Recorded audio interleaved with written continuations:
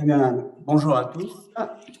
Merci de nous rejoindre pour ce webinaire dans le cadre de la 23e journée du sommeil. Donc, je suis Gilles Capelier, je suis le président de l'association du Don du Souffle. Et vous savez que depuis déjà quelques années, en tous les cas, avec l'activité Ellipse que dirige le docteur Valérie Gillet, il y a une forte mobilisation lors des journées sommeil. C'est l'occasion de faire un focus sur quelque chose qui est particulièrement fréquent, et nos différents intervenants vont pouvoir exprimer au travers d'exemples de situations les problématiques liées au sommeil, en particulier dans le cadre de cette journée nationale. Alors, je voudrais juste, avant de leur donner la parole, excuser le docteur Hubert Bourdin, qui, pour des raisons professionnelles, malheureusement n'a pas pu se joindre à nous, et notre psychologue, qui a dû enregistrer son intervention, qui là aussi pour des raisons professionnelles a été retenu lors d'une formation. Malgré tout, on va avoir une séance qui est riche avec de nombreuses interventions, et pour introduire ces différentes interventions, j'ai donné la parole donc au docteur Valérie Gillet, médecin sommeil, mais surtout responsable de l'activité d'Ellipse. Et je remercie beaucoup pour son travail au quotidien et son expertise. Valérie, à toi. Merci. Bonjour à tous. Donc voilà, l'Institut national de sommeil et de la vigilance organise chaque année, depuis donc plus de 20 ans, une journée sommeil avec des thématiques extrêmement variées. Et donc cette année, c'est essentiellement ciblé sur les fausses croyances et les fake news par rapport au sommeil, ce qui est intéressant et ce qui nous permet aujourd'hui de débattre sur nos connaissances et la connaissance de nos concitoyens, et surtout d'apporter peut-être des réponses à certains qui dorment mal, et puis de parler un petit peu d'anxiété et sommeil. Alors, cette journée est déclinée dans toutes les régions, et donc nous avons fait le choix aujourd'hui de parler essentiellement des fausses croyances par rapport au sommeil, de l'aspect de la pédiatrie et de l'anxiété.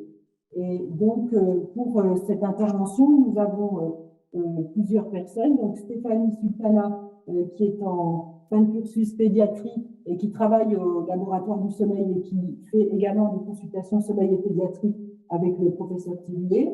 Et puis, Fleur Apfel, qui est en fin de cursus de psychiatrie et qui est également impliquée dans la médecine du sommeil, puisqu'elle travaille aussi au laboratoire du sommeil avec des projets autour du sommeil et de la psychiatrie. La problématique de sommeil reste extrêmement importante aujourd'hui. L'enquête de 2023 du INSV, qui interroge plus de 1000 patients, de personnes, pas potentiellement des patients, mais des personnes, 37% craignent un sommeil altéré. C'est surtout des difficultés d'éveil intranocturne. La dette de sommeil est importante et les facteurs qui impactent le sommeil sont multifactoriels. Ça peut être la vie personnelle, le travail, les études dans le cas des étudiants. Il faut savoir que la connaissance en fait d'une meilleure prise en charge des troubles du sommeil est quand même présente, puisque 3 Français sur 4 qui ont un problème de sommeil mettent en place au moins une mesure pour répondre aux problèmes de sommeil.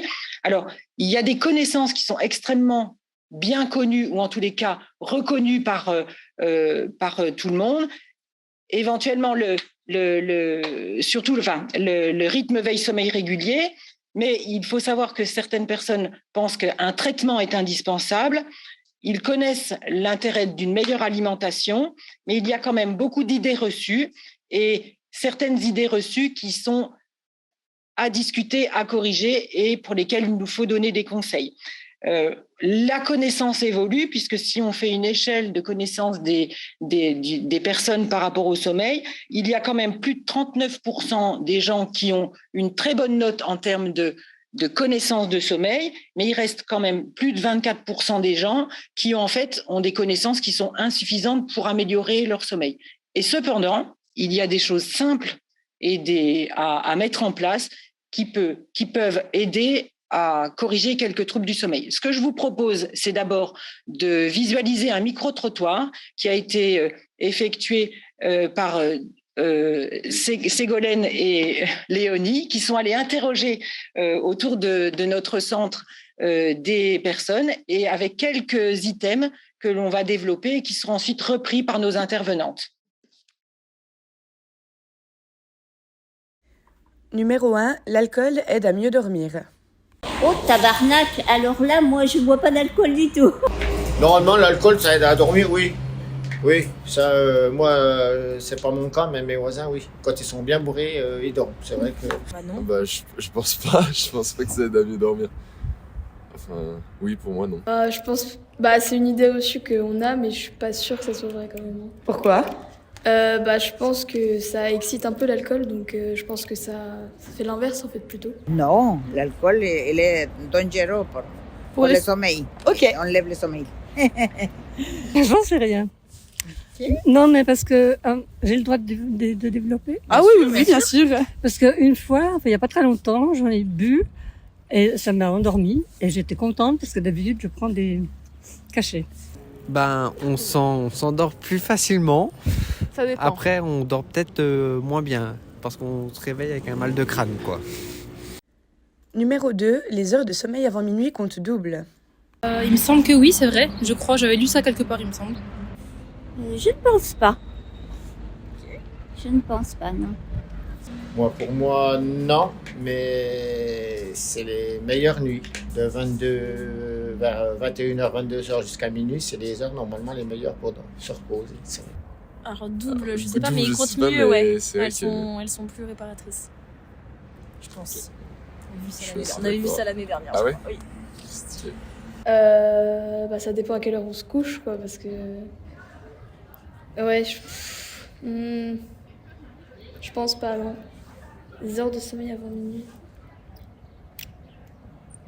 Pour moi, si on se couche à minuit et qu'on fait une nuit de sommeil de 12 heures, par exemple, ça serait pareil, en fait, que si on s'était couché à 20h30, par exemple. Après... Comme tu dis, oui, c'est mieux avant minuit. Il faut dormir le plus tôt vers 21h, normalement. Ah oui, ça c'est ce que j'ai toujours entendu. Moi, je suis pas sûr. Moi, je pense que toutes les heures de sommeil se valent. Numéro 3, la pleine lune gêne le sommeil. Il me semble que oui. J'avais lu un truc comme ça aussi, mais je me rappelle pas exactement. Ça, je ne saurais pas répondre. D'abord, je dors pas beaucoup. C'est un gros souci. Mais je prends pas de somnifères, pas de choses comme ça. D'accord. J'utilise uniquement des produits naturels. D'accord. Ouais. Peut-être. Il y a certaines personnes, En vrai, ça leur fait les... je pense que c'est fou, je pense que c'est fou. Mais après, je pense que c'est juste une légende urbaine. Il y a des gens, ils sont vraiment très embêtés, hein. Oui. Mais moi, je vois pas le Moi, côté scientifique. j'ai l'impression de mal dormir quand il n'y a plus de lune, mais alors que je pense que c'est juste fou. Mais... Ça, je pense que c'est peut-être des gens qui ont peut-être l'habitude d'avoir cette idée reçue, mais je pense pas que ce soit vrai. Non, ça inspire. Parce que quand on a dormi depuis 21h, à minuit, 1h du matin, on peut regarder la lune quelques minutes et on se rendort. On le dit. Alors, est-ce que c'est vrai? Oui, ça doit être vrai. Ça fait bien de l'effet sur les marées, pourquoi pas.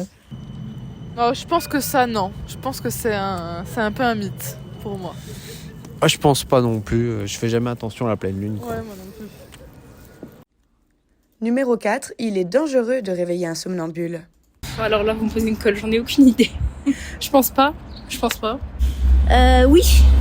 Il vaut mieux le raccompagner jusqu'à son lit sans le réveiller, hein, en principe. Ça, apparemment, oui. Paraît-il. D'accord. Oui, ça, j'ai déjà entendu dire ça. Attends, En vrai, on m'a toujours dit ça, mais Ouais. après, est-ce que c'est vrai? S'il se met en danger, il faut le réveiller, mais sinon, je pense qu'il faut le laisser... Le mec qui a ses occupations. S'il veut descendre un escalier, peut-être le réveiller, Si je veux conduire une voiture. éventuellement. Pour moi, c'est vrai, parce que comme il est dans sa propre réalité d'être endormi mais penser qu'il est réveillé, si on le réveille, peut-être ça va faire un choc qui peut peut-être pas forcément dangereux psychiquement, mais peut-être il peut, je sais pas, tomber par terre, ou je sais pas. Ah oui, ça c'est dangereux. Parce que si quelqu'un il est pas conscient, il peut se faire mal. Je crois, oui. On sait rien, mais je crois. D'accord. Ça dépend s'il se trouve. Oui. Il est en train de marcher sur le bord. Oui, je pense que oui. Bah, aucune idée. Peut-être. Numéro 5. Tu ronflais, tu devais bien dormir. Non, je crois que c'est un truc avec le nez qui dévie ou bien un truc comme ça. Normalement, oui, on dort bien, mais celui qui est à côté, il dort pas du tout. Non, quand on ronfle, c'est pour moi, je trouve que non. C'est qu'on est trop fatigué de ronfler. Et pour moi, je dormirais mal. D'accord. Enfin, je sais pas, je ronfle pas. Ça aussi, ça arrive. Ça arrive, mais bon, quand... Non, Ah, c'est je faux, pense ça. pas. Je pense pas. Mais c'est vrai quand on est très fatigué, on dort plus. Et tu devais bien dormir, c'est pas sûr que Je le pense côté pas que ce soit, reposant soit Puis, lié à... peut-être que ça veut dire que la respiration n'est pas au top, ça se trouve. Ouais, c'est plus instable. Enfin... Ah ça non, parce que ronfler, c'est surtout si on a le nez encombré ou qu'on est sur le dos, etc. Genre ça, c'est... Pour moi, c'est complètement faux, ça. Quand on ronfle, on dort pas bien. Mais on se rend pas compte, c'est que plutôt les autres que nous entendent et nous voient. Ouais, c'est ça. Vous avez de drôles de questions quand même. Enfin, c'est pas des questions, mais tu ronflais, tu devais bien dormir. Bon, déjà, j'ai pas de mari, donc ça ne concerne pas. Je sais pas. Ah, je pense pas. Je pense pas que quelqu'un qui ronfle dorme forcément bien. Pour moi. Ah, si, quand tu ronfles, ça veut dire que t'es dans un sommeil profond, que t'es bien. Tu dors bien. Moi, je pense plutôt que c'était des problèmes respiratoires. Numéro 6. Sans mon café du matin, impossible de bien me réveiller. Non, je pense que c'est mental, ça. C'est plus mental qu'une vérité. Beaucoup de gens sont comme ça. Pas moi, mais bon, c'est vrai que même dans mon entourage, le café, c'est hyper important.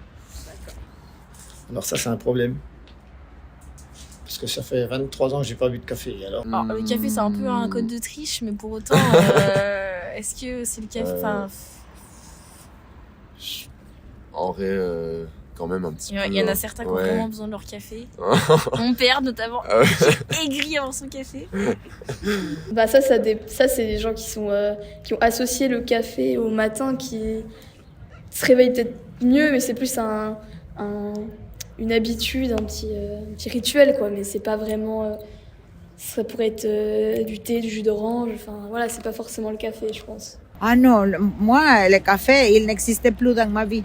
Je préfère l'eau et les jus de fruits. Je prends pas de café, je prends du thé. Non, pas forcément. Non, c'est pas... Non, je bois pas de café, donc non. Numéro 7. Si ce soir vous allez vous coucher et que vous avez du mal à vous endormir, que faites-vous pour trouver le sommeil? Alors, soit je compte les moutons dans ma tête, soit j'écoute des vidéos ASMR, je sais pas si vous connaissez. Non, c'est quoi? C'est en fait une technique de relaxation, on va dire. Bon, regardez sur YouTube, vous allez voir. C'est assez intéressant, mais bon, il y a des gens qui n'aiment pas du tout. En fait, c'est des bruits. Ok. Je sais pas si vous voyez, c'est des petits bruits. Par exemple, quelqu'un qui parle très doucement, ou bien qui va raconter une histoire, ou bien quelque chose comme ça, quoi. Alors, je vais prendre un livre. Déjà une chose.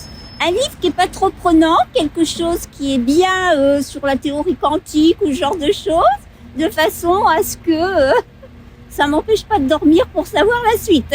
si je dors pas, je mets la télé, puis au bout d'un moment, je m'endors. Ah, moi, je dors comme une masse. Je dors très bien. Je mets les jambes sous l'eau froide et du coup, après, l'énergie, elle part dans les jambes. Enfin, juste Ok, mon ouais. corps, pompe l'énergie pour réchauffer mes jambes. Enfin, D'accord. c'est ce qu'on m'a dit, puis ça marche assez bien. Bah, je pense que j'essaie de lire un livre. Parce que comme ça, au moins, ça me permet de me poser, puis je fais pas quelque chose d'inutile en attendant de m'endormir, quoi. Je écris toutes les tâches qui m'inquiètent parce que c'est ça qui m'enlève le sommeil. Comme ça, je écris, ou je apprends une chanson, ou je apprends un message de la vie, de l'esprit. Comme ça, je me transporte, je me connecte avec les sources. Je prends un cachet, hélas. D'accord. Je devrais pas, je sais, parce que ça fait perdre la mémoire, mais quand je sens que je m'énerve dans mon lit et que je ne pourrais pas m'endormir, je prends un cachet. D'accord. Voilà. C'est un anxiolytique. Ouais. C'est pas un somnifère. C'est pas un somnifère. Je fais rien, mais je ne me mets pas sur mon portable, non. Ouais, éviter les écrans, ouais. Et puis, je sais pas, j'essaye de penser... Ouais, je sais pas, j'essaye de penser à des trucs... Donc, du coup, on va passer la parole à Fleur Apfel pour nous parler un petit peu des fausses croyances et du vrai faux des idées reçues. Bon, ça a l'air de marcher. Donc, du coup, je me représente, je suis Fleur Apfel, donc je suis interne en médecine du sommeil et je suis psychiatre à la base. Du coup, moi, je vous fais une présentation sur un peu les idées reçues qu'on peut avoir sur le sommeil et sur les comportements qu'on peut mettre en place pour le sommeil. Ça peut être des phrases que des patients ont pu nous dire. Donc voilà, je vous ai mis un vrai ou faux pour que vous réfléchissiez déjà dans votre coin. Je vous ai mis des phrases et pensez-vous de votre côté si c'est juste ou pas. Est-ce qu'il serait possible de passer à la diapo suivante? Ah oui, pardon, c'est vrai, c'est moi qui ai la techno. Hop. Alors du coup, moi, je vous ai déjà je vous questionne un peu, vous, de votre côté. Est-ce que vous pensez savoir ce qu'il faut faire pour bien dormir? Est-ce que vous avez déjà des idées en tête concernant votre comportement de sommeil? C'est plus pour vous réfléchir de votre côté. J'attends pas des réponses parce que dans le chat. Du coup, voilà, de votre côté, sûrement que vous avez des choses que vous mettez en place pour bien dormir. Après, est-ce que c'est bien ça ou pas qu'il faut faire? Moi, je vous dis tout de suite, il m'a fallu faire une formation spécialisée de sommeil pour connaître les bons comportements. Donc, oui. Hop. La suite ne veut pas. Ça marche plus. Ok, bon. Du coup, la première affirmation, c'est faire de l'exercice physique intense avant d'aller au lit va me permettre de mieux dormir car je serai fatiguée. Est-ce que vous pensez que c'est vrai ou faux? Je vous laisse 30 secondes pour penser de votre côté. Et je vais répondre maintenant tout de suite. Et ben, du coup, c'est faux. Faire de l'exercice physique intense avant d'aller dormir, ça aide pas. Pour plusieurs raisons. La première raison, c'est que quand on fait de l'exercice physique intense, on augmente la température de son corps. Et quand on augmente la température de son corps, en fait, ça nous réveille. Il faut savoir que le cycle veille-sommeil, etc., il y a aussi le cycle de la température qui est impliqué dedans. Et en général, on est réveillé quand on a plutôt le corps qui est chaud et plutôt endormi quand le corps est froid. Et donc, faire de l'exercice physique avant d'aller au lit, du coup, ça va vous réchauffer et du coup, vous réveiller. L'autre chose qui se passe aussi quand on fait de l'exercice physique intense, c'est qu'on va produire des hormones ou du stress. On va produire pas mal d'hormones qui sont éveillantes et du coup, pareil, ça empêche l'endormissement. Donc, on a plutôt tendance à conseiller en médecine du sommeil de faire de l'exercice physique le matin pour ceux qui ont du mal à se réveiller, si c'est possible, mais en tout cas, pas juste avant d'aller au lit. Après, c'est quand même important de faire de l'exercice physique régulièrement, ça aide pour mieux dormir, mais pas juste avant le coucher, quoi. Ça, c'est pas terrible. Ensuite, vrai ou faux, est-ce que je dors mieux quand j'ai bu de l'alcool le soir? Alors, si vous avez eu le temps de voir dans le micro-trottoir, il y a des gens qui ont répondu. Il y a quelqu'un qui a répondu très juste et j'ai été assez impressionnée. Et en fait, il faut savoir que quand on boit de l'alcool le soir, effectivement, ça aide à s'endormir, mais la qualité globale du sommeil est beaucoup moins bonne parce que, en fait, vous allez avoir une fragmentation de sommeil en deuxième partie de nuit. Donc, la première partie de nuit, vous allez effectivement avoir un sommeil plus profond, vous endormir plus vite, mais la deuxième partie de nuit, votre sommeil va être fragmenté, vous allez vous réveiller tout le temps, vous allez avoir des rêves, des cauchemars intenses, et du coup, ça, c'est dû au fait que vous êtes en train de métaboliser l'alcool, et du coup, votre corps, il va faire des micro-réveils toute la nuit. Donc, au final, boire de l'alcool, ça va vous aider au début, mais après, au final, pour le reste de la nuit, vous êtes pas très bien, quoi. Donc, à éviter. L'alcool, c'est pas un bon somnifère. Au final, moi, je le déconseille plus. Vrai ou faux, si je fais de longues siestes l'après-midi, je ne dormirai plus la nuit. Donc, du coup, de temps en temps, quand même, je mets des affirmations qui sont vraies, parce que sinon, vous allez tout le temps répondre faux à mes questions. Il faut savoir qu'on a tous un temps de sommeil qui nous est propre et que si on s'amuse à prendre un peu du sommeil un peu partout dans la journée, effectivement, ça va commencer à consommer celui de la nuit. Donc, il faut éviter de faire de longues siestes l'après-midi. Quand vous faites de longues siestes l'après-midi, vous commencez à faire du sommeil lent profond, vous commencez à faire du sommeil paradoxal, et quand vous faites ça, vous diminuez votre pression de sommeil pour la nuit et vous consommez du sommeil que vous allez utiliser normalement la nuit. Donc, vous allez fragmenter votre sommeil de nuit en utilisant déjà un peu la journée. Je ne sais pas si je suis bien claire, mais en tout cas, c'est à éviter si vous voulez faire des siestes plutôt courtes, pas plus de 30 minutes. Et puis surtout, si vous faites tout le temps des siestes, il faut se poser la question s'il n'y a pas un souci, si vous n'êtes pas un peu trop somnolent. Faut se questionner, quoi. Si on dort 4 heures l'après-midi, oui, bien sûr. Il faut mettre un réveil, du coup, quand on fait une sieste, pour dire si je m'endors, dans une demi-heure, je suis réveillé ou pas? Moi, je mettrais un réveil parce que si on se laisse faire, par exemple, quelqu'un qui a un sommeil très désorganisé et qui commence à avoir des mauvaises habitudes, s'il ne se cadre pas un peu et qu'il ne se force pas un peu avec un réveil, ça va être compliqué après pour lui, ça va inverser même son rythme circadien, donc il faut faire attention à ça. Hein. Et il y a un élément important aussi dans les siestes, c'est que si on ne met pas de réveil, on a potentiellement le risque d'aller jusqu'en sommeil profond et de se réveiller avec un bénéfice qui sera quasi nul, voire même pire, puisqu'en fait, il y a une certaine inertie de sommeil et les gens sont plus mal en faisant une sieste très prolongée qu'une sieste très courte. Il est montré qu'une sieste très courte améliore bien la vigilance et que 5 à 10 minutes de sieste flash nous permet d'augmenter notre vigilance d'1 heure et nous permet surtout de tenir jusqu'au soir si on est en dette de sommeil et qu'on a besoin d'avoir une meilleure vigilance. La sieste longue, elle est réservée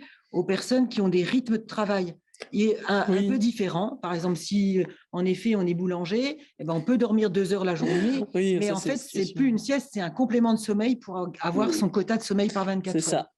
Quelqu'un qui aurait un sommeil qu'on dit biphasique, du coup, qui fait un petit coup la journée, un petit coup la nuit. Mais ça, c'est dans les cas effectivement des gens qui ont des horaires aménagés particuliers au niveau du travail. Et ça, il y en a beaucoup, les infirmiers, les médecins, les soignants, etc. Ou les boulangers, les travailleurs de nuit. Avant d'aller travailler, voilà. Donc, Fleur, c'est bien d'insister sur le fait que la sieste courte, tu as complètement raison. Oui, c'est pas si mal, mais la sieste longue, à éviter, quoi. Donc, pas long. Hop. Vrai ou faux, les somnifères, c'est fait pour dormir, j'en prends régulièrement, donc j'ai un meilleur sommeil. Du coup, alors, de base, ça va plutôt être faux, hein, je vous le dis tout de suite. Mais après, il faut déjà un peu définir c'est quoi les somnifères. Parce que les somnifères, en fait, il y en a des tas différents qui ne fonctionnent pas tous de la même manière. Donc, il y a déjà une première partie, il y a les somnifères qu'on dit apparentés aux benzodiazépines, qui est une classe de médicaments particulière qu'on utilise souvent en psychiatrie d'ailleurs, parce qu'on en a besoin pour des situations bien particulières, pour les patients qui sont très anxieux, très agités, on n'a pas le choix, on les utilise. Mais pour le sommeil, ce n'est pas terrible. Il faut savoir que c'est des médicaments qui ont un risque de dépendance, d'accoutumance. Plus on les utilise, plus notre cerveau s'y habitue.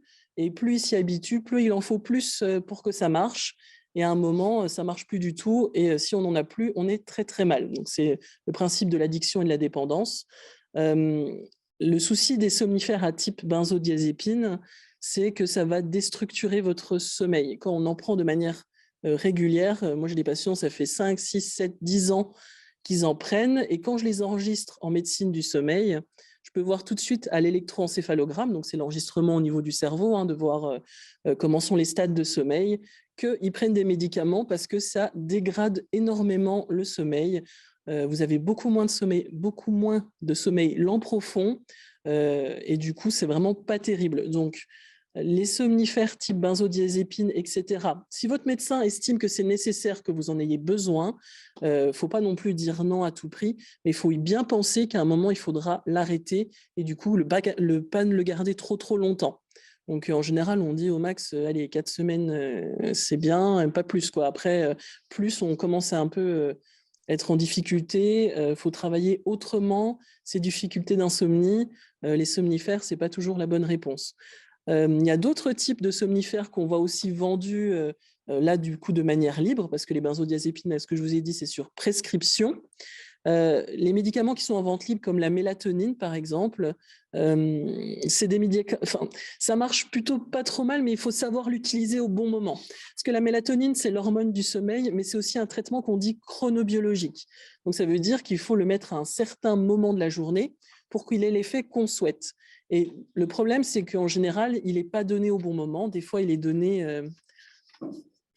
Que doit-on... Alors, je vous dirai après pour... les questions, on répondra à la fin, si jamais, vous inquiétez pas. Du coup, pour ce que je dis de la mélatonine, oui, donc du coup, quand c'est un petit peu pris de manière au mauvais moment, soit ça n'a pas d'effet, soit ça peut aggraver les troubles du sommeil parce que du coup, on les utilise dans le cas de retard de phase qu'on dit ou d'avance de phase, c'est-à-dire des gens qui sont décalés dans leur sommeil par rapport aux besoins sociaux qu'ils ont dans la journée. Par exemple, souvent les adolescents sont les plus touchés, le retard de phase du coup. Ces genres, ils doivent se lever à 7 heures du matin pour aller au lycée, mais du coup, eux, dans le rythme biologique, ils seraient plus à l'aise s'ils se levaient plutôt à 8 heures du matin. Et du coup, c'est très compliqué pour eux de se coucher tôt et de se lever tôt parce que biologiquement, ils ne sont pas faits pour se coucher tôt et se lever tôt. Donc du coup, la mélatonine, on s'en sert à ce moment-là pour essayer de les recaler, pour qu'ils aient une vie compatible avec leur vie, leurs obligations, lycée, etc. Voilà. Donc la mélatonine, c'est juste que le problème, on s'en sert pas bien. Après, il y a les plantes, les tisanes, etc. Ça en soi, si ça marche, tant mieux. Il n'y a pas beaucoup de recul. La valériane et les cholcia, on dit que c'est pas trop mal. Et puis là, en ce moment, il y a des traitements qui sont en cours d'études aux États-Unis, qui sont des traitements anti-éveillants, on va dire, qui sont des agonistes d'une hormone qui est importante pour l'éveil. Et du coup, là, c'est en cours d'études. Pour le moment, ce n'est pas autorisé encore en France. Donc, c'est des pistes sur ces médicaments-là. Si vous avez des questions, on en discutera un petit peu plus après. Alors, je vais juste ajouter un petit point pour rebondir sur ce que tu as dit. C'est que dans l'enquête qui a été faite par l'INSV, les Français qui ont un problème de sommeil ont recours à des mesures. Et donc, parmi ces mesures, dans 24% des cas, c'est l'utilisation d'un médicament. Mais la prudence est importante et de rigueur parce qu'en fait, on sait que 16% des Français prennent des antidépresseurs ou des anxiolytiques, mais que le sommeil est amélioré dans 42%. Dans 21% des cas, le sommeil est même dégradé et dans 37% des cas, il n'y a aucune efficacité de ces thérapeutiques. Donc, on va revenir sur du bon sens et puis ajouter les données scientifiques, les études qui nous permettent d'améliorer notre sommeil. Hop, ça marche. Je veux bien que vous me passiez la diapo parce que le truc. Merci. Alors, vrai ou faux? Je travaille et j'étudie dans mon lit. Des fois, je mange et je passe des coups de fil. C'est plus confortable et ça ne changera rien à mon sommeil. Alors, du coup, qu'est-ce que vous en pensez? Eh bien, du coup, c'est faux. Il faut savoir que il faut éviter d'avoir des activités éveillantes au lit. Votre cerveau, c'est une créature d'habitude, on va dire, et qui peut facilement intégrer des habitudes mauvaises. Et du coup, si jamais vous avez décidé de travailler au lit, d'être entre guillemets très actif, par exemple étudier, etc., votre cerveau, il va lier, entre guillemets, il va mettre en lien que le lit est un lieu d'éveil. Et du coup, quand vous voudrez dormir dans votre lit, du coup, votre cerveau, il va avoir un peu du mal à comprendre parce qu'il s'est souvenu que c'est un endroit où on est censé être actif. Donc, du coup, vous allez avoir du mal à trouver le sommeil parce que votre cerveau, il va pas trop bien comprendre ce qui se passe. Donc, le sommeil, c'est des habitudes, des comportements, et du coup, le fait de se rendre actif dans un lieu qui est censé être un lieu de repos va mettre votre cerveau en difficulté parce que voilà, c'est vraiment c'est du conditionnement en fait. Notre cerveau, il est fait comme ça. Donc, évitez. Le lit, c'est fait pour dormir, les activités sexuelles, et c'est tout. Donc, voilà, il faut bien que votre cerveau fasse le lien lit égale sommeil. Je veux bien que tu me parles. Voilà. Vrai ou faux, quand je n'arrive pas à m'endormir, je patiente dans mon lit, le sommeil va arriver d'un moment à l'autre. Et ben du coup, ça c'est quelque chose que j'entends souvent en consultation, des patients qui me disent j'attends dans mon lit et puis je vais bien finir par m'endormir. Et du coup, ça c'est faux, et c'est même plutôt vraiment faux.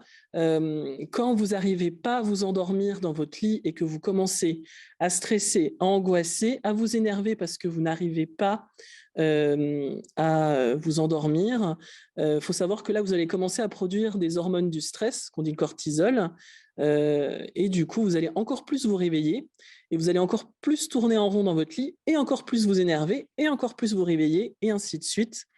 et du coup, vous n'allez pas trouver le sommeil. Déjà, attendre dans son lit alors qu'on n'a pas envie de dormir, ça ne marche pas. Il faut aller au lit quand on a les signes de sommeil. Se forcer alors que vous n'êtes pas fatigué, ça ne va pas fonctionner. Le sommeil, ce n'est pas un comportement sur lequel on peut imposer, on ne peut pas l'imposer. On ne peut pas imposer du sommeil, on ne peut pas forcer le sommeil. Il faut être en état de relaxation suffisant, il faut être fatigué, sinon ça ne marche pas. Donc, quand vous êtes à attendre que le sommeil arrive, ça ne va pas marcher. Nous, on conseille souvent aux patients, c'est de sortir du lit au bout de 20 minutes quand on n'arrive pas à s'endormir, de faire une activité qu'on dit relaxante, voire automatique. Par exemple, certains font du tricot, d'autres vont faire du coloriage, ça dépend, mais pas quelque chose qui va trop activer le cerveau.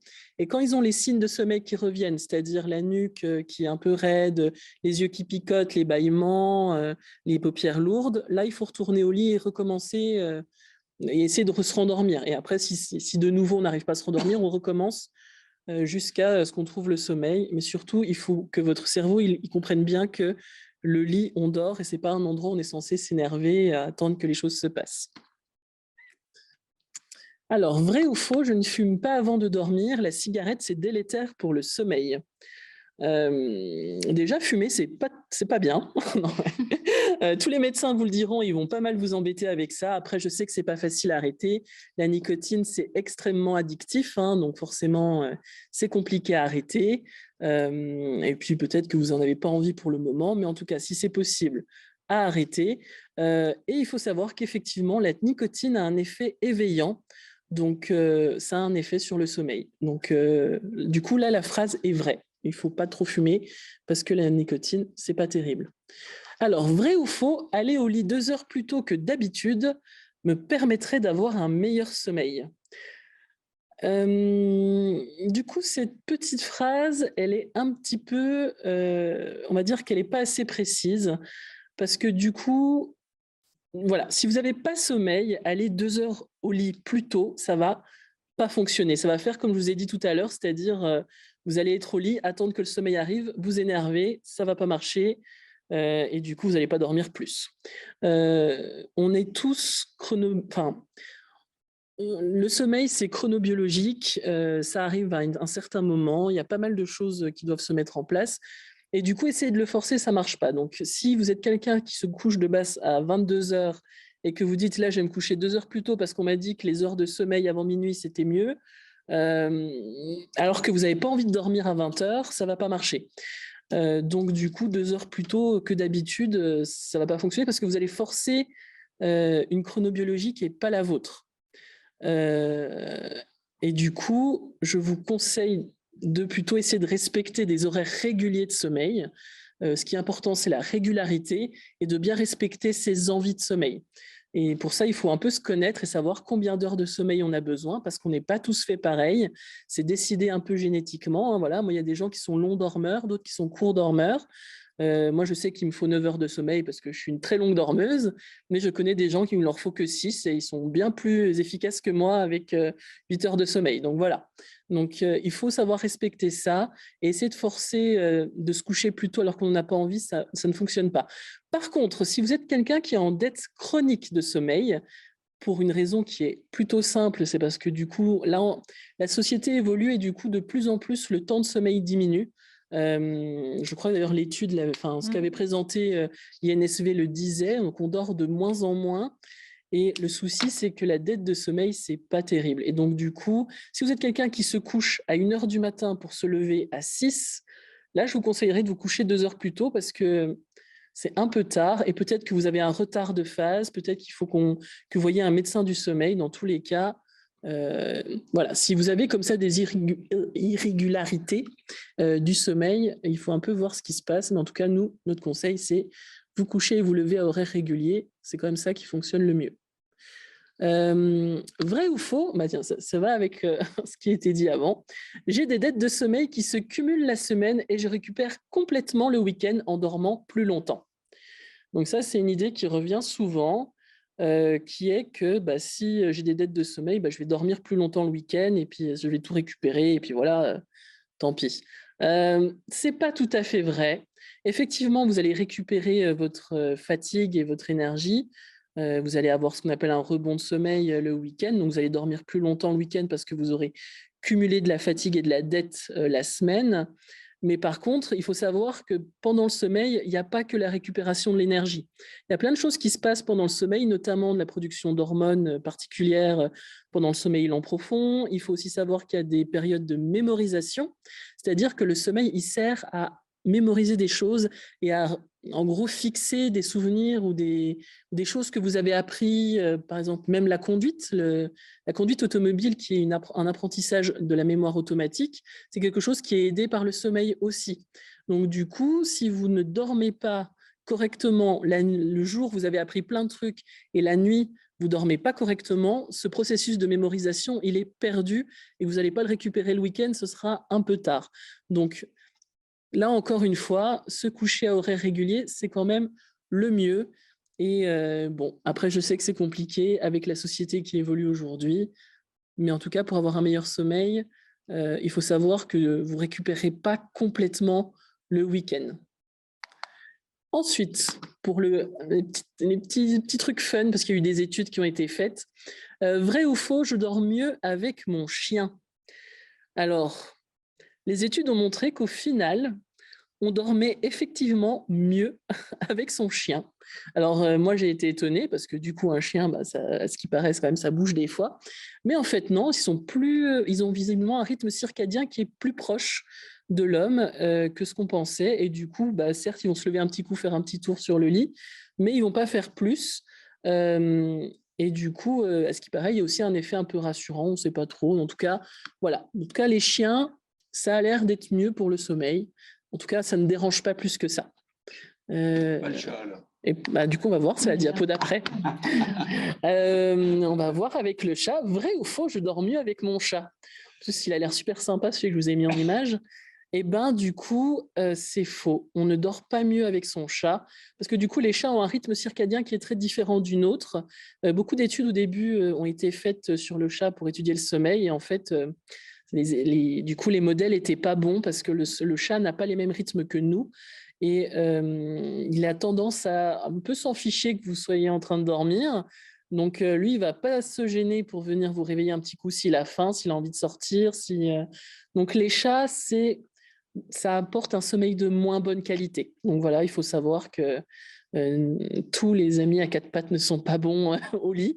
Moi, je suis plutôt team chat, mais bon, malheureusement, ils ne m'aident pas à mieux dormir. Voilà.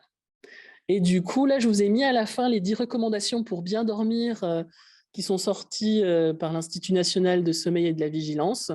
Donc, du coup, il y a un peu tout ce que je vous ai dit, respecter vos rythmes et vos besoins de sommeil. Il y a aussi l'exposition à la lumière qui est importante pour se réveiller, l'activité physique pour garantir un bon fonctionnement. Par contre, pas à faire avant de dormir, donc 3 à 4 heures avant.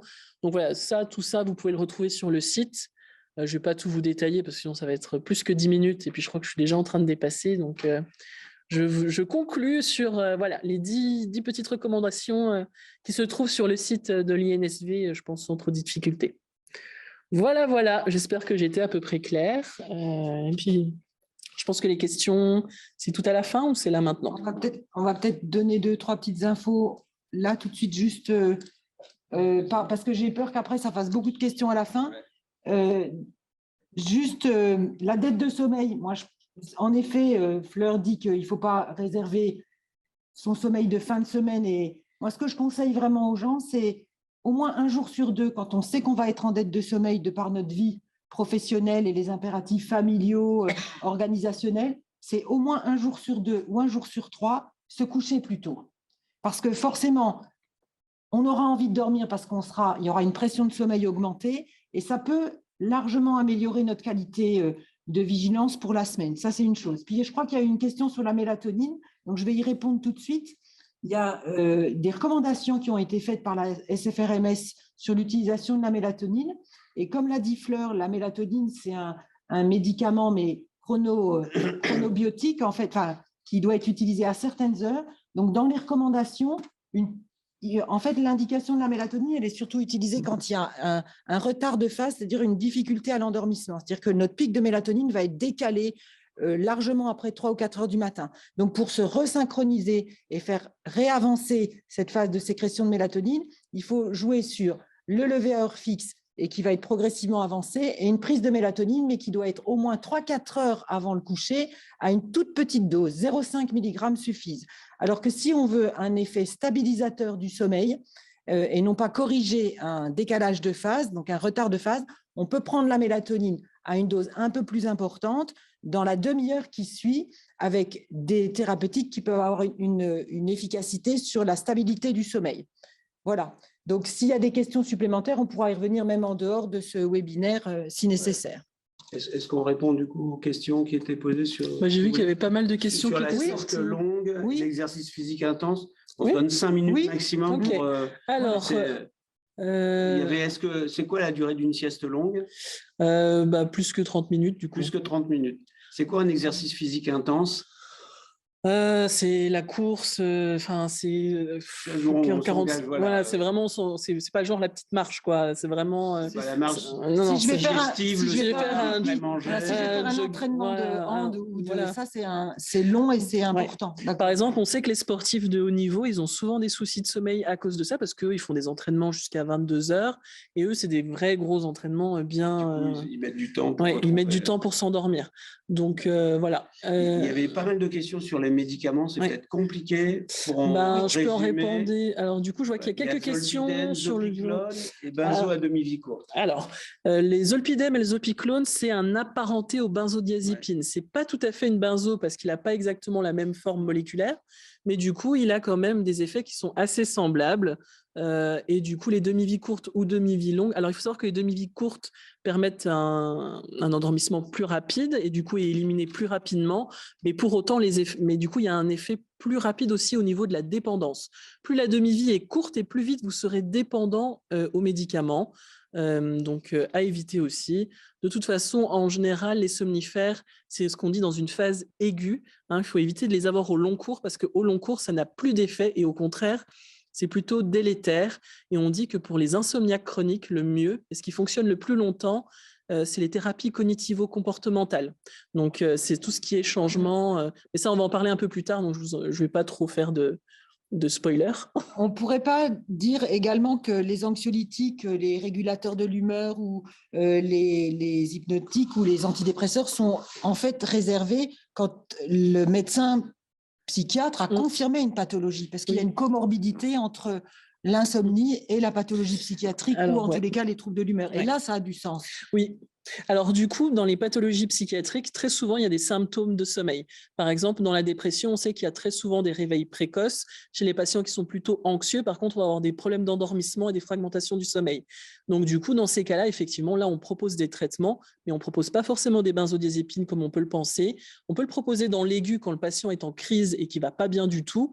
Mais du coup, en général, le but, c'est d'avoir un traitement de fond qui n'y aura pas, où il n'y aura pas d'effet de dépendance et pas trop d'effet sur le sommeil. Donc du coup, ce sera plutôt ce qu'on dit des antidépresseurs.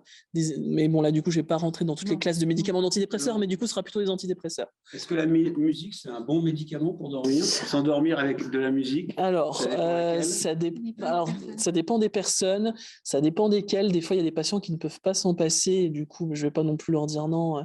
Mais il faut savoir que par contre, la musique, il peut y avoir un effet de fragmentation du sommeil, parce que du coup, ça vous réveille un petit peu. Donc, pour s'endormir, pourquoi pas, mais peut-être pas toute la nuit, quoi. Donc, voilà, ça dépend un petit peu de vos habitudes. Et puis bon, du coup là j'ai pris déjà beaucoup de temps, alors je vais laisser à ma collègue. Voilà, je passe la parole à Stéphanie. Stéphanie qui va nous faire une petite présentation centrée sur le sommeil de l'enfant, la terreur nocturne des parents. Bonjour à tous, est-ce que vous m'entendez bien? Il faut parler fort. Ok, donc je vais vous parler un petit peu du sommeil des enfants, qui est souvent un petit peu effectivement la terreur nocturne des parents. Alors je vais faire comme ma collègue, je vais vous poser des petites questions et puis vous allez répondre, par contre il faut tourner, et vous allez répondre un petit peu ce que vous pensez. Par contre ça ne marche pas ça? Non. Mais... Alors, mon enfant fait pipi au lit, c'est un signe d'apnée du sommeil. Est-ce que vous pensez que c'est vrai ou faux, oui ou non? Alors, voilà, donc la réponse, c'est un grand non et un petit oui. Je vous explique pourquoi. Donc, en fait, chez l'enfant, il y a 2 types de façons de faire pipi au lit. Il y a les enfants qui font pipi au lit et qui n'ont jamais acquis la propreté nocturne. Et il y a ceux qui ont acquis la propreté nocturne et qui ensuite recommencent à faire pipi au lit. Alors, pour ceux qui n'ont jamais acquis la propreté nocturne, la plupart du temps, le fait de faire pipi au lit, ce n'est pas un signe d'apnée du sommeil et ça va plutôt être une immaturité des signaux d'éveil quand la vessie est pleine. Et pour ça, on s'inquiète rarement avant l'âge de 5-6 ans et il faut éviter de donner trop de boissons le soir et faire passer l'enfant aux toilettes avant de dormir. En ce qui concerne l'énurésie secondaire, donc l'enfant a déjà appris à être propre la nuit et il recommence à faire pipi au lit, eh bien là, on va plutôt penser en première intention au diabète chez l'enfant. Et ça, c'est une urgence médicale. Donc, il faut vraiment se méfier et ne pas passer à côté. Et en deuxième intention, s'il n'y a pas de diabète, effectivement, peut-être qu'on pourra penser à un syndrome d'apnée du sommeil, surtout si l'enfant ronfle la nuit et est fatigué la journée. Donc, vraiment, un enfant qui fait pipi au lit, en première intention, on ne pense pas tout de suite au syndrome d'apnée du sommeil. Alors, il s'endort avec un biberon de lait. Est-ce que c'est bien, pas bien, grave, pas grave? Est-ce qu'il faut, c'est pas gênant? Du coup, c'est à éviter et je vais vous dire tout de suite pourquoi. Donc déjà, comme on vient de le dire, le biberon de lait, ça donne envie de faire pipi le soir, donc il faut éviter. Ensuite, c'est une mauvaise habitude. Si un enfant prend l'habitude de s'endormir avec un biberon de lait, en fait, il sera conditionné avec un endormissement avec un biberon et il ne pourra plus s'endormir sans biberon. Et pourquoi c'est une mauvaise habitude? Eh bien, parce que ça donne des caries qui sont très, très importantes chez l'enfant parce qu'en fait, le lait, c'est quelque chose de sucré. Et une fois que l'enfant s'endort, il n'y a plus de sécrétion de salive qui permet d'éliminer un petit peu les bactéries. Et donc, le lait va stagner dans la bouche et va provoquer des caries très importantes. Donc, vraiment, si on veut donner un biberon à l'enfant, il vaut mieux le faire lorsqu'il est encore réveillé et puis lui brosser les dents après et pas lui laisser le biberon dans le lit et pas qu'il s'endorme avec. Alors, mon enfant s'endort avec mon téléphone. Est-ce que c'est gênant? Est-ce que c'est pas grave? Qu'est-ce que vous en pensez? Eh bien, il faut arrêter le plus vite possible. C'est vraiment pas bon qu'un enfant s'endorme avec un téléphone, une tablette, la télé, devant l'ordinateur. C'est vraiment délétère pour les enfants. Je vais vous expliquer tout de suite pourquoi. Alors, la première raison, c'est parce que la lumière bleue qui est reflétée sur les écrans retarde l'endormissement puisque cette lumière bleue, elle vient inhiber la sécrétion de la mélatonine qui est l'hormone du sommeil. Donc, dès que vous regardez un écran avant de dormir, ça vient retarder l'endormissement. Et ça, c'est valable aussi pour l'adulte. C'est pour ça qu'on conseille un couvre-feu digital 1 à 2 heures avant le coucher. Ensuite, chez les enfants... Ah, pardon. Non, je note couvre-feu digital. Chez les enfants, les écrans, c'est difficile à gérer quand on arrête surtout, puisqu'ils vont s'énerver, ils vont se mettre en colère. C'est un petit peu compliqué de gérer l'arrêt. Ils vont facilement partir en crise et donc ça, juste avant l'endormissement, c'est pas souhaitable parce que justement, ça va donner des hormones éveillantes et qui vont encore empêcher l'endormissement. Ensuite, les écrans, c'est addictif pour les adultes et pour les enfants, c'est vrai aussi, puisque ça va venir activer la boucle de récompense. Et puis, c'est quelque chose de facile, d'agréable, on ne produit pas d'efforts, donc vraiment, on a du mal à s'arrêter. Ça, c'est vrai aussi pour les adultes. Et puis, la dernière raison qui est la plus importante chez l'enfant, c'est que c'est vraiment inadapté à son âge. Les enfants, ils ont besoin de faire les expériences en concret, de vraiment apprendre par l'expérience, vraiment faire les choses en réel. Ils ne font pas la différence entre l'écran qui est virtuel et le réel. Donc vraiment, c'est important pour eux de faire des expériences en direct. Et un enfant qui voit une pomme sur un écran, ça lui dit rien du tout, il ne sait pas ce que c'est. Pour découvrir une pomme, il a besoin de la toucher, de voir qu'elle est ronde, de goûter, de sentir qu'elle a une odeur. Et ça, c'est ça qui va lui permettre d'apprendre tout ce qu'il a besoin pour la vie adulte. Et d'ailleurs, vous voyez sur ma petite image, en haut, c'est les bonhommes dessinés par les enfants de 5-6 ans qui ont été peu exposés aux écrans. Et la petite image en dessous, c'est les bonhommes dessinés par les enfants qui sont exposés plus de 3 heures par jour aux écrans. Et on voit déjà que rien que sur le graphisme, il y a une différence majeure. Donc vraiment, les écrans, ce n'est pas adapté aux enfants. Alors, n'oubliez pas aussi que les enfants imitent leurs parents. Donc, si vous êtes scotché sur vos écrans, eh bien, les enfants vont vous imiter. Donc, je vous ai mis 2 petites images humoristiques. Donc, les enfants, pour faire leurs expériences, ils ont aussi besoin d'être mis en valeur par leurs parents. Et si les parents sont scotchés sur les écrans et ne mettent pas en valeur les expériences de l'enfant, eh ben, l'enfant il va très vite se désintéresser des choses, de l'apprentissage en réel. Il va faire comme vous, se mettre sur les écrans. Et puis, si les parents sont toujours scotchés sur les écrans, les enfants, ils vont croire que c'est votre doudou. Donc, vraiment, faites attention. Alors, pour revenir aux petites questions, rituel du coucher, est-ce que c'est bien, est-ce que c'est pas bien? Qu'est-ce que vous en pensez? Eh bien, un rituel du coucher, c'est vraiment très bien et c'est important pour l'enfant et pour les parents. Donc, un rituel du coucher, c'est vraiment quelque chose qui va rassurer l'enfant et qui va diminuer les angoisses, donc qui est vraiment très bon avant de dormir.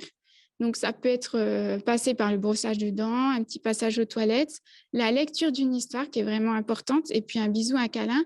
Donc, il faut vraiment que le rituel du coucher, ça soit un moment important et pour l'enfant et pour les parents, quelque chose d'agréable. Et ensuite, on pourra laisser l'enfant s'endormir paisiblement après le rituel qui vient le rassurer. Alors, un enfant qui hurle la nuit, il a fait un cauchemar, mais il n'est pas consolable. Est-ce que c'est une maladie grave? Alors, voilà, donc c'est non. Donc, en fait, là, on parle plutôt d'une terreur nocturne. C'est un enfant qui se réveille la nuit, il hurle et en fait, quand on va le voir, il n'est pas tellement trop présent. On ne peut pas le consoler, ça va durer une dizaine de minutes. Et puis en fait, il ne s'en souvient pas d'ailleurs quand il se réveille le matin. Et l'enfant, quand il est en âge de parler, même des fois, il peut parler, dire des choses qui sont un petit peu incompréhensibles. Donc ça correspond à une terreur nocturne. Et les terreurs nocturnes, en fait, c'est pas grave. C'est un petit peu comme du somnambulisme. On appelle ça une parasomnie. Et du coup, c'est pas grave, donc il ne faut pas s'en inquiéter, sauf évidemment si ça arrive 4 fois dans la nuit, toutes les nuits, là, il faudra consulter un spécialiste du sommeil. Mais la plupart du temps, c'est quelque chose qui arrive souvent chez l'enfant et qui n'est pas grave. Et alors, il y a des facteurs qui peuvent favoriser la survenue de terreur nocturne, donc ça va être la dette de sommeil. Notamment, un enfant qui a sauté sa sieste de l'après-midi, ça peut provoquer plus de terreur nocturne. L'envie de faire pipi peut provoquer une terreur nocturne. Et puis également, un bruit dans la chambre. Si vous rentrez d'une soirée et que la babysitter est partie, vous voulez faire un petit bisou à votre enfant et vous faites un petit bruit dans la chambre, ça peut déclencher une terreur nocturne. Donc voilà, il y a des petits facteurs qui peuvent déclencher, mais en tout cas, si ça arrive, ce n'est pas grave. Ce qu'on pourrait ajouter, Stéphanie, c'est que ces terreurs nocturnes sont principalement en première partie de nuit, parce qu'en fait, ça survient en sommeil lent profond, et le fait que l'enfant n'en a pas souvenir et qu'il est difficilement réveillable, c'est justement parce que c'est en sommeil lent profond, comme le somnambulisme. Voilà. Alors, laisser une veilleuse dans la chambre, est-ce que c'est oui, non? Qu'est-ce que vous en pensez? Alors, c'est oui et non, ça dépend du contexte. Alors, c'est non si c'est à la naissance. À la naissance, un enfant n'a pas besoin d'une veilleuse, il n'a pas peur du noir, puisque dans l'utérus de sa mère, il fait noir. Donc, on va plutôt favoriser la veilleuse si un enfant a peur du noir. Et ça va arriver que vers l'âge de 1 an et demi, 2 ans. Et si vous avez besoin de mettre en place une veilleuse, il ne faut vraiment pas que ce soit une grosse lampe allumée dans la chambre ou une lampe de chevet, mais plutôt vraiment une veilleuse qui est spécialement dédiée pour ça, qui va être mise vraiment à distance des yeux de l'enfant pour éviter justement de mettre la lumière trop près qui va inhiber la sécrétion de mélatonine. Et puis plutôt une lumière orangée, rouge, qui va être à l'inverse de la lumière bleue des écrans qui vient justement arrêter cette sécrétion de mélatonine. Alors, mon enfant fait des cauchemars, il a peur d'aller se coucher. Qu'est-ce qu'on peut faire pour lui? Alors, il y a 2 petites solutions qu'on peut mettre en place avant d'aller voir un psychologue. Alors, un enfant qui a peur de se coucher et qui a des angoisses, eh ben, par exemple, on peut le faire dessiner ce dont il a peur. Donc, s'il a peur des araignées, on lui fait dessiner une araignée. Et puis, il faut qu'il se dessine, lui, en train de tuer l'araignée. Comme ça, la nuit, quand il repense à ces choses-là, eh ben, il va penser que lui, il est plus fort que l'araignée, qu'il est capable de la tuer. Il va avoir cette image en tête et ça va l'aider à passer le cap.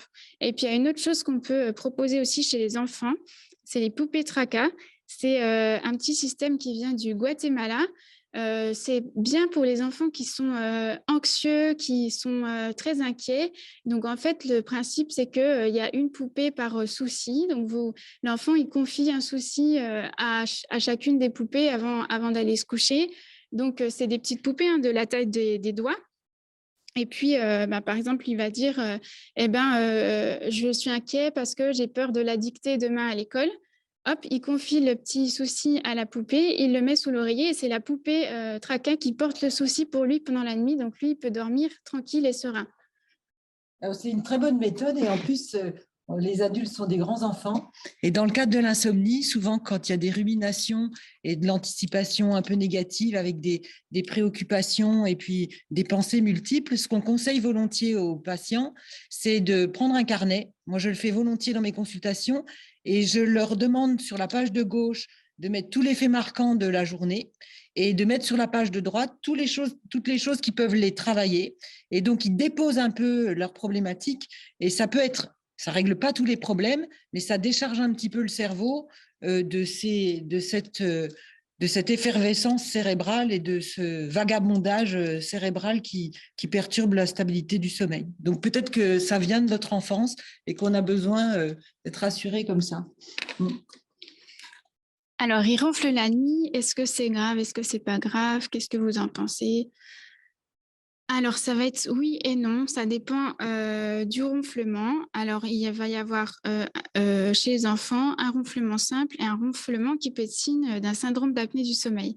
Alors, un ronflement simple, il va avoir pas de retentissement la journée. L'enfant va bien fonctionner, il va bien se concentrer à l'école, il n'y a pas de souci de mémorisation, il y a des bons apprentissages, il est calme, il est posé, il n'y a pas de souci. Donc ça, c'est un ronflement qui va être simple. Et le ronflement peut aussi être un signe d'apnée du sommeil. Et là, comment savoir si c'est un signe d'apnée du sommeil? Eh bien, en plus du ronflement, vous pouvez entendre des pauses respiratoires au cours du sommeil chez votre enfant. Et puis, il va avoir surtout un mauvais fonctionnement la journée. Donc, il va pouvoir s'endormir sur le trajet de l'école. Il peut avoir des difficultés de concentration, des difficultés de mémorisation. Et il peut aussi être hyperactif parce qu'un enfant qui est fatigué, en fait, au contraire de l'adulte qui va s'endormir sur sa table, eh ben, l'enfant, il va plutôt être hyperactif, bouger partout. Donc, un enfant qui est hyperactif, des fois, c'est un enfant qui a mal dormi. Il faut vérifier son sommeil.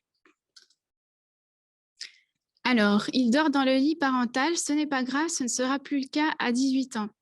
Alors, qu'est-ce que vous en pensez? Alors, c'est plutôt faux.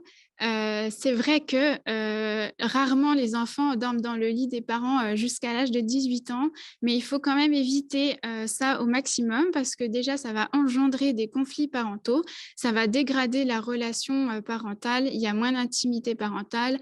Le sommeil des parents est souvent fragmenté parce que les enfants bougent beaucoup dans le lit, donc ils vont être plus fatigués, il y a plus de symptômes de dépression, plus d'irritabilité, donc plus de conflits. Et puis surtout, si un enfant s'endort tout le temps dans le lit parental, en fait, il ne va jamais apprendre à s'endormir tout seul, il ne va jamais être à l'aise avec son sommeil. Et ça, c'est un risque important d'être insomniaque à l'âge adulte.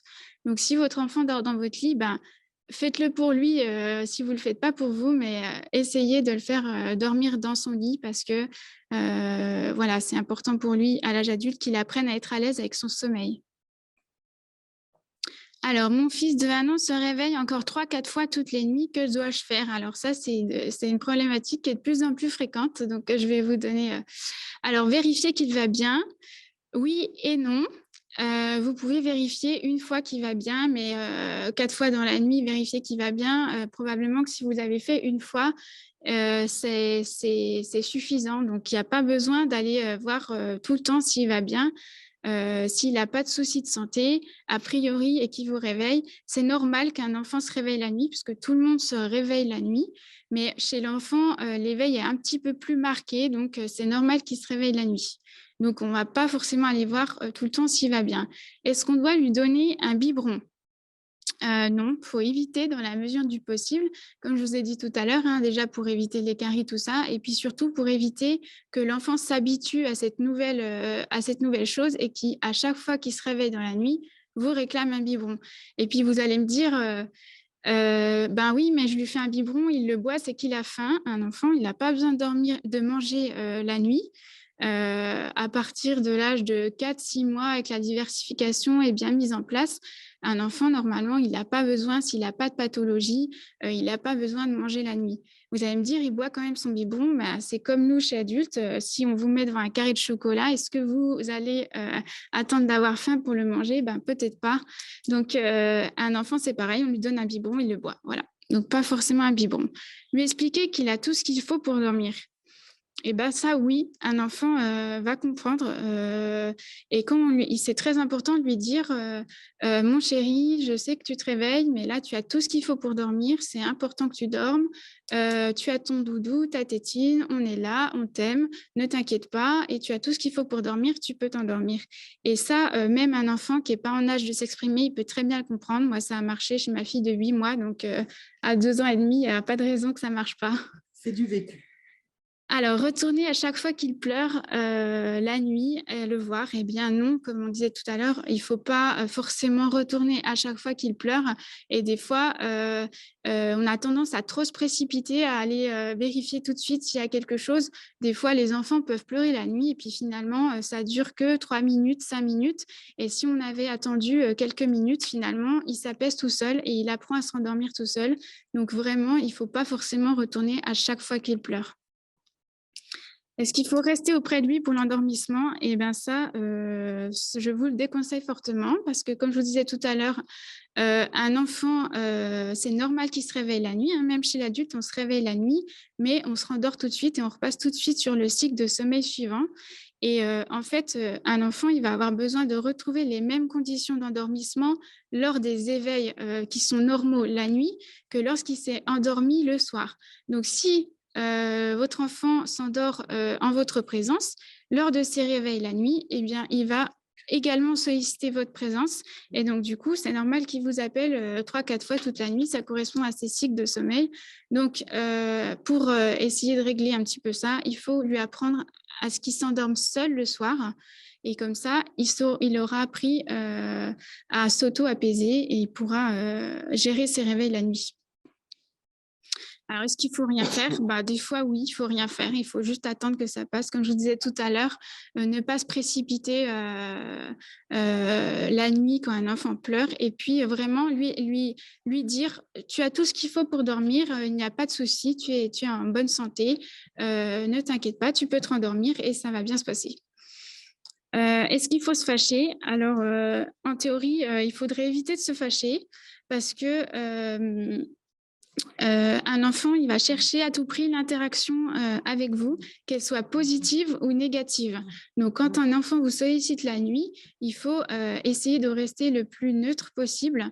Donc, ne pas aller lui faire des câlins, des bisous et ne pas non plus se fâcher parce que l'enfant, il va être content d'avoir une réaction même si elle est négative. Donc, vraiment essayer de rester le plus neutre possible, même si ce n'est pas toujours facile. Et puis, est-ce qu'il faut le mettre dans le lit parental ? On a déjà un petit peu répondu à la question. Il faut éviter, bien sûr, ça peut arriver de temps en temps quand l'enfant est malade, tout ça, mais les mauvaises habitudes sont prises beaucoup plus vite que les bonnes. Donc, vraiment, éviter de le mettre dans le lit parental, surtout pour lui, puisque après, il ne va pas apprendre à s'endormir tout seul et à gérer son endormissement et ses éveils. Donc, voilà. Et si vous avez encore des questions qu'on ne peut pas répondre à toutes vos questions, vous pouvez aller voir, il y a beaucoup de sites internet qui vont répondre à vos questions. Donc, il y a le site mpedia.fr, Méméton Pige, qui est la petite tortue que vous voyez là, qui fait des vidéos et qui explique un petit peu le sommeil pour les enfants et les parents, le réseau Morphée, le groupe Sommeil Enfants et Adolescence. Et puis, si vous avez envie d'approfondir un petit peu le lien entre les enfants et les écrans, je vous conseille vraiment d'aller voir les choses que fait le docteur Ducanda avec son association Cause. Et notamment, il a donné une très, très intéressante conférence en octobre 2022 qui est encore disponible sur le site de Besançon. Et je vous invite vraiment à aller voir sa conférence parce qu'elle est vraiment très, très intéressante. Donc voilà, je vous remercie de votre attention. On va prendre le temps de répondre aux différentes questions et peut-être de poursuivre les discussions. Je ne sais pas si Valérie, tu avais des commentaires sur la superbe présentation de nos intervenantes, qui était vraiment très agréable. Par rapport à la présentation et l'enregistrement de Florian, je crois que les thérapies cognitives et comportementales, c'est ce qui est recommandé par l'HAS, c'est ce qui est le plus difficile à mettre en place, c'est ce qui demande de plus en plus d'implication des personnes. Et donc, c'est vrai qu'on fera probablement une réunion juste sur cette thématique-là qui permet de travailler sur les pensées, les émotions et les comportements où, en fait, on a un cercle vicieux de l'insomnie qui s'installe et qui auto-entretient l'insomnie. Et donc, par rapport aux questions de plus spécifiquement de l'enfant, est-ce que si, avec toutes les mesures qu'on a mises en place et on a fait du mieux qu'on pouvait en termes de comportement, etc., si on ne s'en sort pas, si c'est trop difficile de laisser crier son enfant, si est-ce que d'une part, il y a des possibilités de prise en charge et de conseils et est-ce qu'il y a des thérapeutiques qu'on pourrait recommander, des médicaments qui sont adaptés chez l'enfant ou pas du tout? Alors, c'est sûr que les recommandations sont très claires et puis après, on fait ce qu'on peut avec l'enfant qu'on a. Donc, ce n'est pas toujours simple. Et puis, il y a des contextes familiaux aussi où c'est plus compliqué. Et donc, si vraiment vous êtes en difficulté avec le sommeil de vos enfants, eh bien, il y a des spécialistes qui peuvent répondre à vos questions. Notamment, il y a le professeur Thirier qui fait des consultations sommeil au CHU de Besançon. Et puis sinon, des fois, les pédiatres, les médecins généralistes peuvent répondre à quelques interrogations. Mais après, des fois, c'est vrai que les connaissances sont un petit peu limitées sur le sommeil de l'enfant. Et des fois, les professionnels ne savent pas toujours répondre. Donc, je vous invite vraiment, à vous tourner vers les sites Internet que je vous ai cités et éventuellement à vous rapprocher d'un centre de sommeil ou alors de l'hôpital de Besançon où on pourra vous recevoir en consultation. Et puis, concernant les... C'est important de se faire aider parce que pour les parents, c'est une véritable détresse, il y a un épuisement et on peut arriver à des situations extrêmement compliquées, difficiles, parfois même des situations où les parents se mettent en danger et où ils mettent leur enfant en danger. Donc, il ne faut pas hésiter à se confier. Si le médecin généraliste n'a pas le temps, dans le cadre de la consultation, il faut reprendre une consultation pour en parler spécifiquement avec le médecin, voire se diriger vers le pédiatre. Et puis, c'est vrai que les bons conseils... on m'a dit qu'il fallait le laisser pleurer, ce n'est pas toujours facile, mais donc il faut ne pas hésiter à se faire aider. Et c'est comme les conseils de sommeil chez l'adulte, c'est du bon sens. Il faut savoir que les 10 conseils que Stéphanie et Fleur vous ont mis et qui sont remis sur le site de l'INSV, c'est des choses vraiment de bon sens et basiques qui nous paraissent vraiment très simples et peut-être même trop simples, mais que si on les applique, on a pratiquement 70% d'amélioration du sommeil, déjà, sans prendre aucun traitement. Donc, peut-être Valérie, ce qui est important, c'est qu'il y a quand même, moi, pour avoir un peu aussi parents, mais déjà des grands maintenant, on a quand même aussi ce sentiment un peu de culpabilité. Oui. C'est un peu notre faute si notre enfant ne dort pas.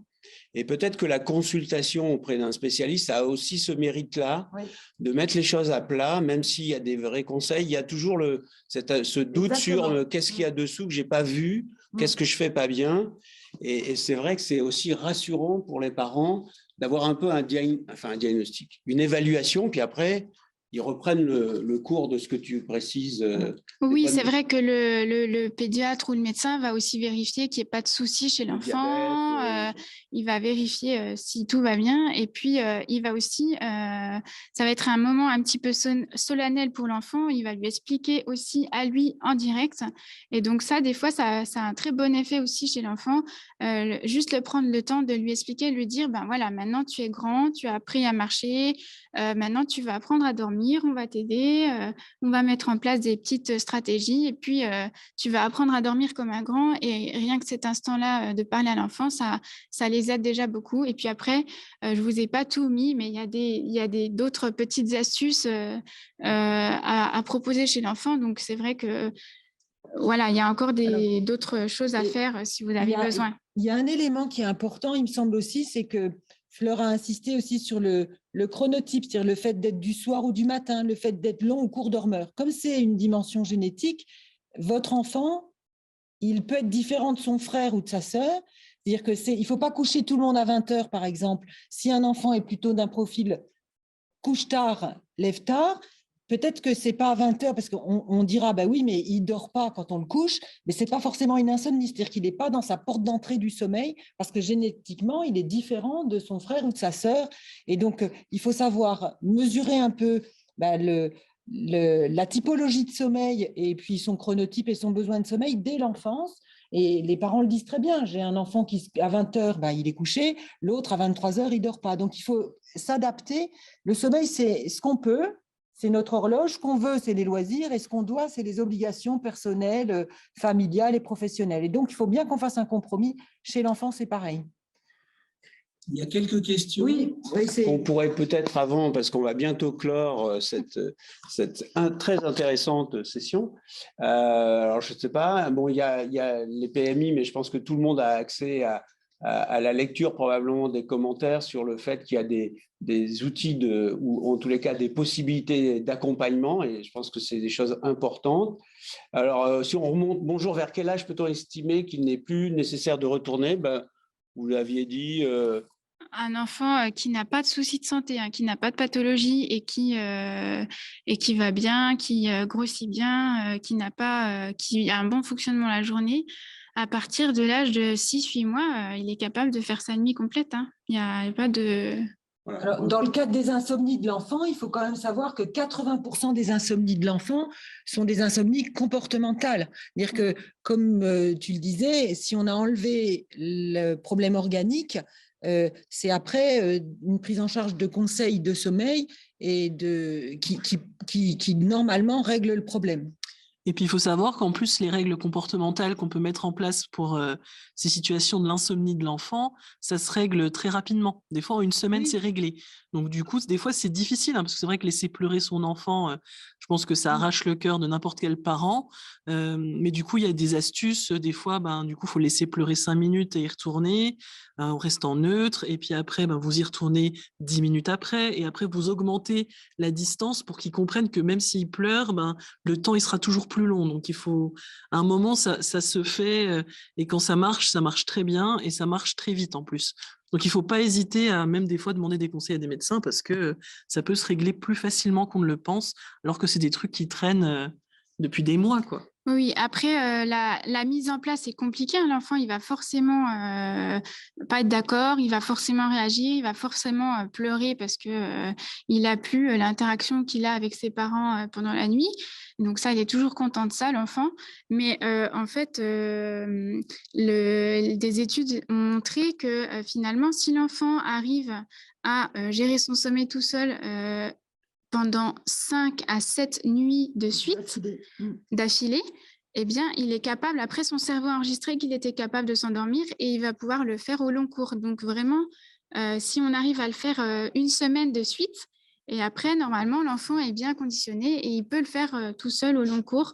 Alors, il faut faire attention parce que des fois, une hospitalisation, une maladie, et les mauvaises habitudes vont vite être prises, mais il suffit de réajuster au moment voulu et puis ça va aller. Mais voilà, 6-7 jours de suite où l'enfant apprend à bien dormir et puis c'est suffisant. Alors, je ne bouderai pas le plaisir de faire un clin d'œil à Gérard.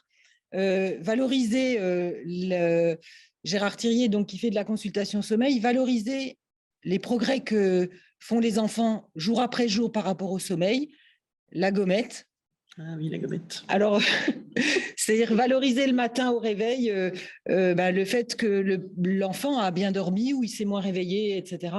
Eh bien, c'est quelque chose qui marche bien pour accompagner l'enfant dans ce processus d'endormissement seul. Et donc, valoriser ce qu'il fait et puis le féliciter et en général, ça fonctionne bien.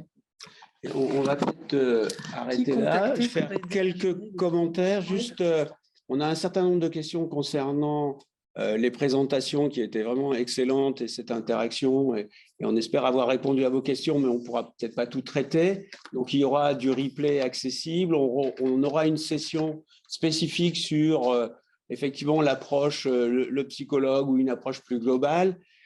On pourra reparler à ce moment-là des moyens aussi des médecins spécialisés sommeil. Donc, il y a sur Besançon, mais d'autres, on peut trouver des médecins qui ont une spécialité de troubles du sommeil et ça existe au CHU, ça existe à l'association Ellipse et le docteur Valérie Gillet qui est présente fait des consultations sommeil. Juste peut-être pour conclure, parce que c'est quelque chose qui a, dans un des commentaires, été remis en cause sur les écrans.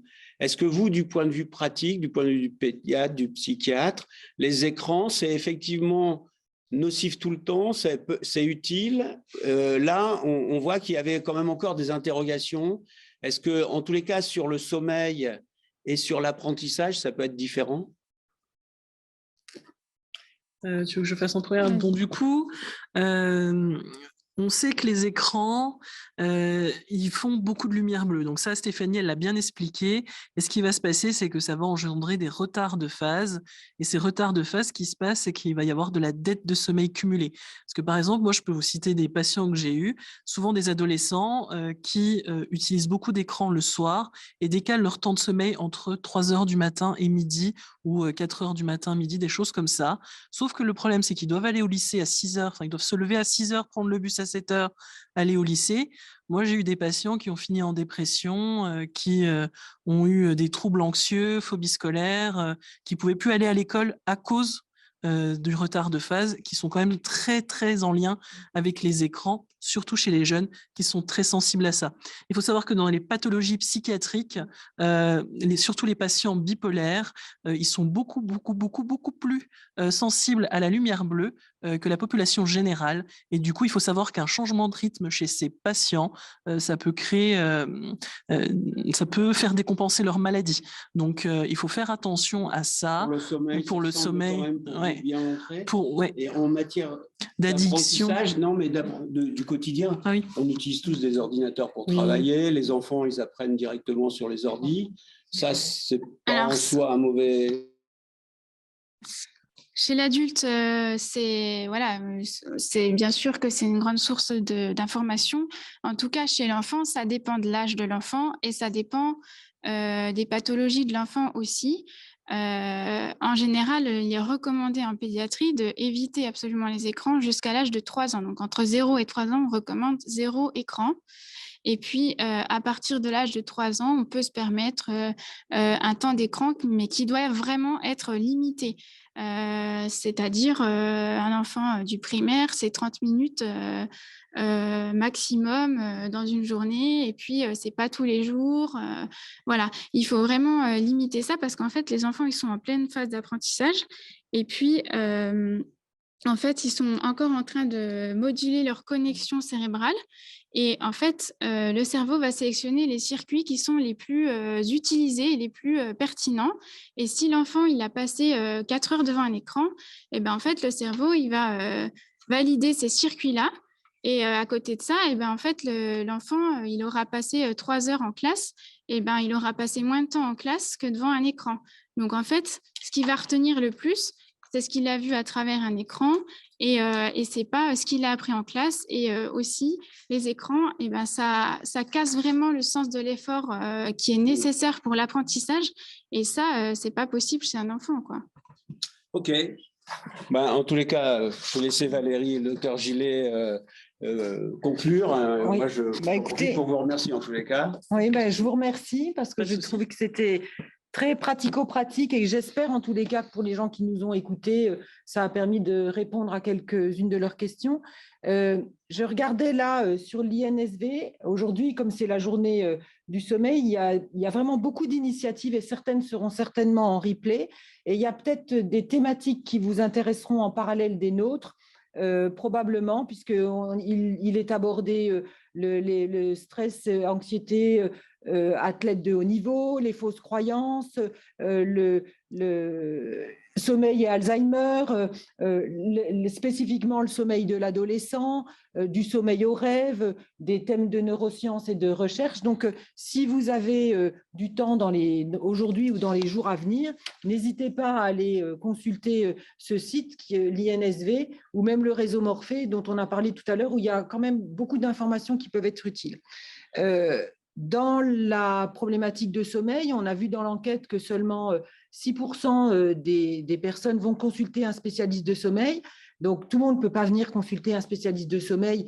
Et il est vrai qu'on n'est pas très, très nombreux à faire du sommeil en France et notamment en Franche-Comté.